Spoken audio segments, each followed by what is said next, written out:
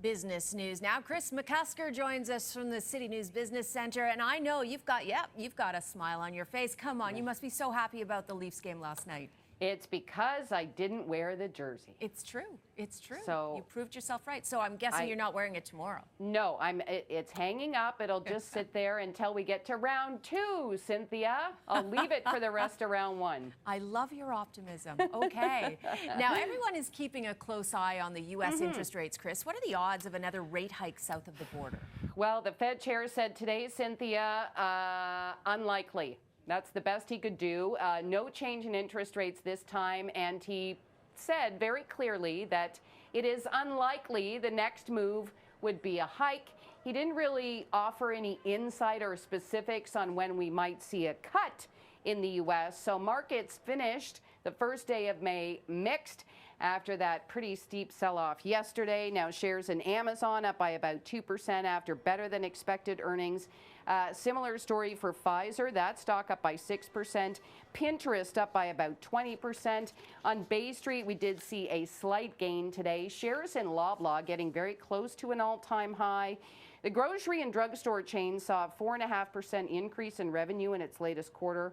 Profits up by almost 10%, so the company hiked its dividend by 15%. And then oil dropped today by about $3, so that should cycle through to the gas stations very soon. Ah, people will like that. Now, Kris, could a strike be looming on the Canadian railway lines? It sounds like it's possible. We did get a vote from workers with CN Rail and CP Kansas City, and more than 9,000 workers at Canada's 2 biggest railways voted more than 97% in favor of a strike mandate this week. Now, if it happens, it would happen on May the 22nd. Paul Boucher, the president of the Teamsters Canada Rail Conference, says the railways are trying to strip the collective agreements of safety-critical rest provisions, and negotiators are at an impasse. And I don't have to tell you, Cynthia, that if this happens, it would not be good for supply chains. Definitely, definitely.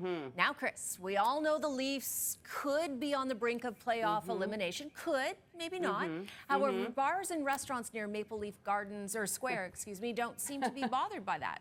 No, because data shows, according to Moneris, that when the Leafs are on the brink of elimination, that is good for business. And this is something that Moneris is seeing throughout the NHL as far as playoffs go. So in Toronto, the trend actually goes back to last year when the Leafs lost to Florida in the second round. We're not going to talk about that. Now, spending this year overall has not been significant, but they're going to be paying attention, Moneris is, to see what happens tomorrow night, to see if there is an uptick in spending, because, of course, the Leafs on the brink of elimination for a second time in this series. Well, we'll see. But if you don't wear your jersey and you just hang it up there, I don't know. I think they've got a better shot. They'll be fine. I'll leave it on the hanger. They'll be fine. They'll be fine. Okay, Kris McCusker, thanks so much. See you again. Okay.